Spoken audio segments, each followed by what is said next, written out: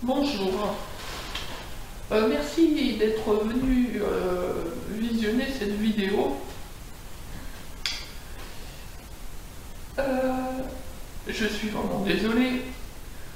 Tout ce que je fais, bon, on va dire, ces vidéos sont assez pourries, je l'avoue. Il n'y a aucune préparation, il n'y a aucune technique, aucun montage, absolument rien. Mais bon, il y en a d'autres qui le font très bien, qui font ça de façon très pro. Moi, je suis dans l'amateurisme le plus total et je l'assume. Alors voilà, le sujet du jour. Un peu compliqué quand même, hein. J'espère que je ne vais pas dépasser les 15 minutes. Se sentir femme ou homme, cela a-t-il un sens? Alors, tout d'abord, je voudrais introduire ce sujet en faisant une parenthèse sur la notion de genre. En fait, pour résumer, je dirais, depuis des millénaires, la société extrêmement binarisée a décidé qu'il fallait coller un genre sur les personnes par rapport à leur sexe de naissance. Voilà. On s'est dit, en gros, il y a des hommes, il y a des femmes. Bon, entre parenthèses, on oublie les gens qui sont nés entre les deux, comme les intersexes. Alors, elles, pendant des millénaires, ont été considérés comme des bizarreries de la nature, voire plus que ça. Enfin bon, n'ont pas été bien traités de toute façon, même de nos jours. Il y a beaucoup de progrès à faire. Enfin. Donc, dans cette société extrêmement binarisée, on a décidé de créer deux genres, le genre masculin et le genre féminin. Et on s'est dit, eh ben, les hommes vont adopter le genre masculin, les femmes vont adopter le genre féminin. Normal.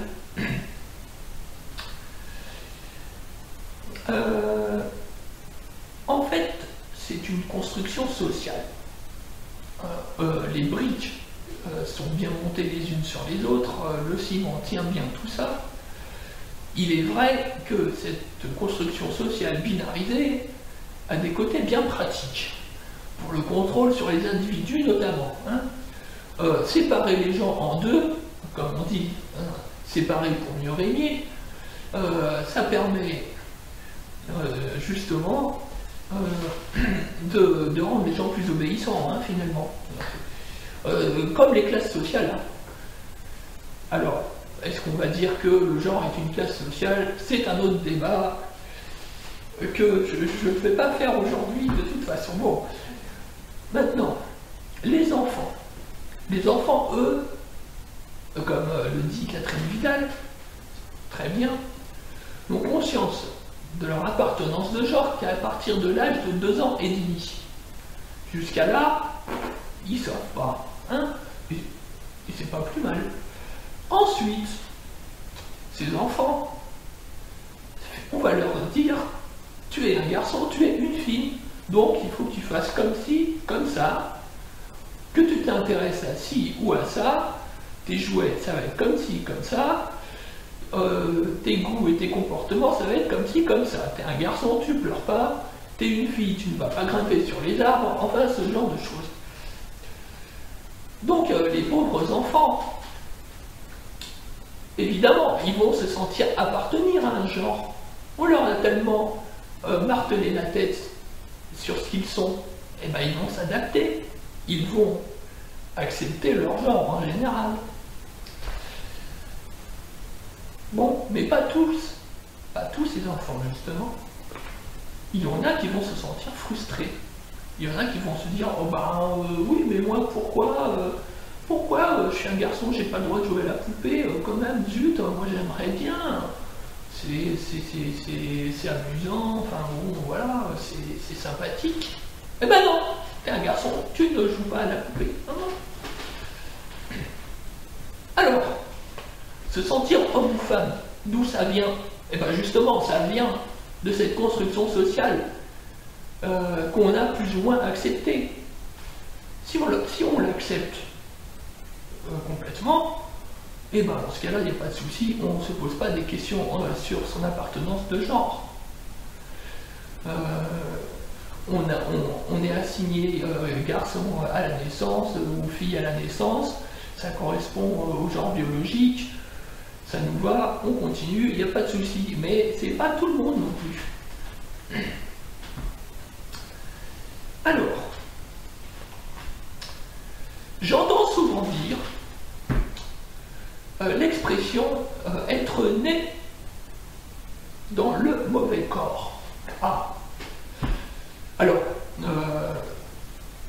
il faut dire que c'est une expression très convenue, je dirais pour ma part même que c'est un cliché. C'est-à-dire que la personne trans a tout intérêt à tenir ce discours si finalement elle va être acceptée dans la communauté. Bah oui, malheureusement c'est un peu comme ça. On n'a pas le droit de dire oui, transitionner c'est un choix. Ah non, on n'a pas le droit de dire ça, c'est un non-choix. Bon. Eh bien les choses ne sont pas si simples, je suis désolé. Pour certaines personnes ça peut être très clair dans leur tête, mais c'est pas tout le monde. On peut vivre très bien pendant une longue période de sa vie dans un malaise ou dans un questionnement, et ensuite se rendre compte qu'effectivement on n'est pas dans le bon genre. Ce n'est pas quelque chose d'automatique, ce n'est pas à l'âge de 3 ans qu'on se dit ça, forcément, hein. Je veux dire, à en entendre certaines ou certains, ils ont toujours pensé être dans le mauvais genre depuis leur naissance. Bon. Ce sont des choses à nuancer, je pense. Je veux dire par là, il ne faut pas renier l'acceptation qu'on a essayé d'avoir dans le genre qui ne convenait pas. On a bien essayé de s'adapter à la société. On a fait ce qu'on nous a dit de faire. On a obéi aux principes.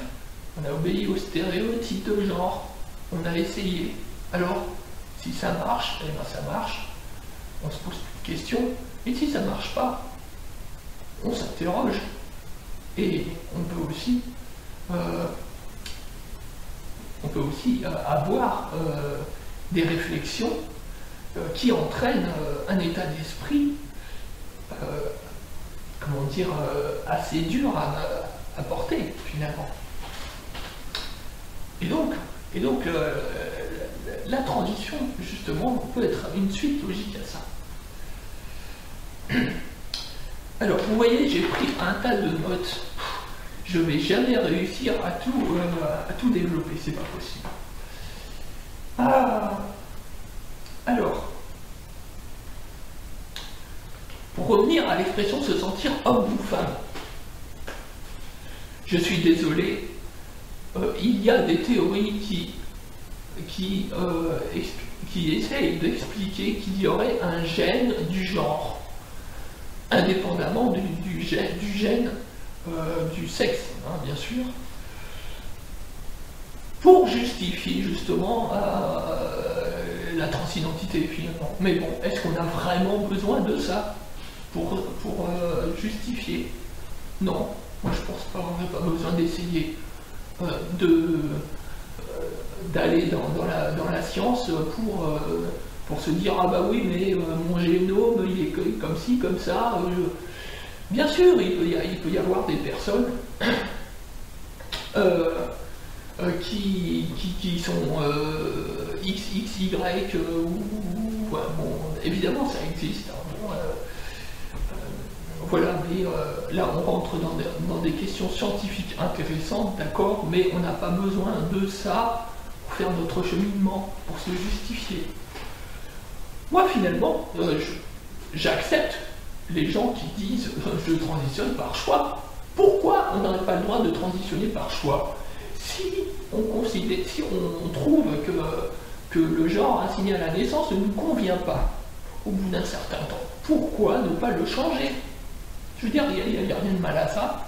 Je veux dire, ces personnes-là, si elles transitionnent, eh ben, elles sont tout à fait aussi légitimes que celles qui disent « Moi, je me suis senti fille ou garçon depuis ma naissance, etc. etc. » Non. Moi, je pense qu'on est tous égaux, tous égaux à ce niveau-là. Pensons aussi à toutes ces personnes, gender fluides, neutres. Comment peuvent-elles se sentir, elles?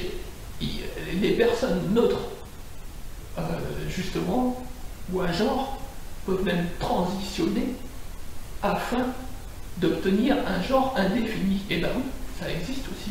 Il faut tenir compte de ces personnes. Donc en fait, ce seraient les FTX ou les MTX. On n'est pas obligé d'être transbinaire. Alors,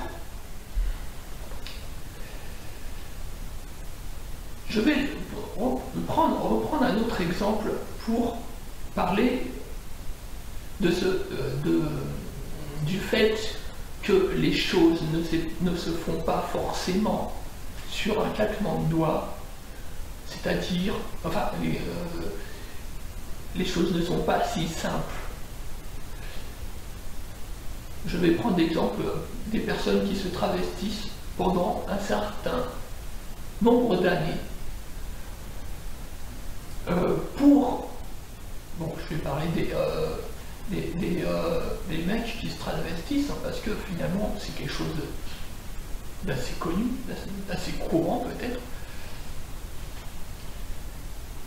Il y en a une bonne part qui font cela par divertissement ou fantasme. Bon, je suis d'accord. Il y en a une part aussi qui font cela finalement en tant que phase pré-transitoire, car ils sont à la recherche de leur féminité. Et dans l'autre sens aussi. Pour les FTM aussi. Les filles qui ne veulent pas mettre de robe, qui ne veulent pas croiser les jambes de telle façon, ou se pouponner, se maquiller, etc., qui veulent baisser leurs poils poussés, etc., etc., c'est quelque part du travestissement. Bon, c'est pas le bon terme, d'accord, mais ça revient un peu à ça. Finalement, ces personnes qui ont une phase pré-transitoire, qui peut être de quelques mois, mais voire de plusieurs années, et même de plusieurs décennies, ça arrive. Finalement, ont eu tout un cheminement dans leur tête. Les choses se sont faites progressivement. Elles se sont pas dites oui, je suis né dans le mauvais corps. Cette phrase-là qui est assez radicale, je trouve, mais n'est pas représentative de tout le monde, ne devrait pas être un principe de base. Non, je le regrette. C'est un principe qui peut s'appliquer pour un certain nombre de personnes, mais pas toutes. Je voulais faire une petite parenthèse. Est-ce que j'ai le temps? 13 minutes? Non, j'ai pas trop le temps. Eh bien,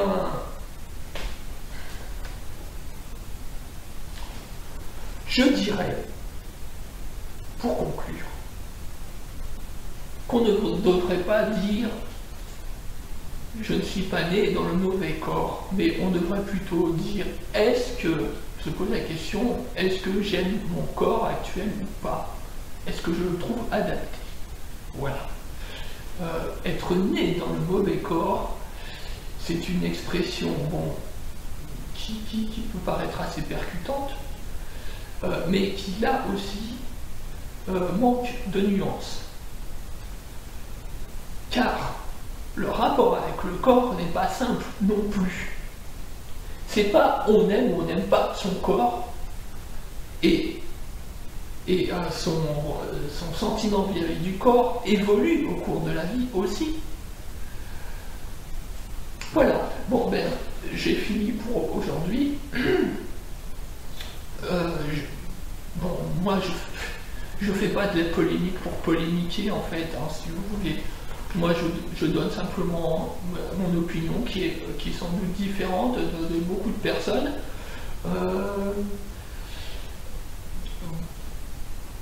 peut-être qu'il y aura des gens qui seront d'accord avec moi. Peut-être qu'un débat peut se construire là-dessus. En tout cas, bon, moi je suis un peu le vilain petit canard, si vous voulez, dans le domaine. Et puis, donc on peut être pas d'accord avec ce que je raconte, c'est sûr, moi je l'accepte tout à fait. Comme je ne suis non plus pas d'accord avec ce que j'entends, ce que je vois dans des vidéos. Mais voilà, c'est pas pour ça que je vais me fâcher avec des gens avec qui je ne suis pas d'accord. Les opinions sont différentes. Il n'y a pas de règles de base à respecter quand on est trans. Je veux dire, il n'y a pas un code civil de la personne trans avec les... Bon, bien sûr, il y a un minimum de respect à avoir, notamment au niveau du genre, de l'expression, au niveau de l'utilisation des prénoms, etc., etc. Ça, je suis bien d'accord. Après, les explications concernant les raisons de la transidentité, et bien là non, il n'y a pas des explications de base, il n'y a pas des principes de base à respecter. Voilà, c'était un peu ça mon message. Eh bien je vous remercie. Désolé, c'est encore trop long. Donc je vous dis à une prochaine fois peut-être, si vous en avez pas marre. Voilà. Allez, au revoir et merci beaucoup.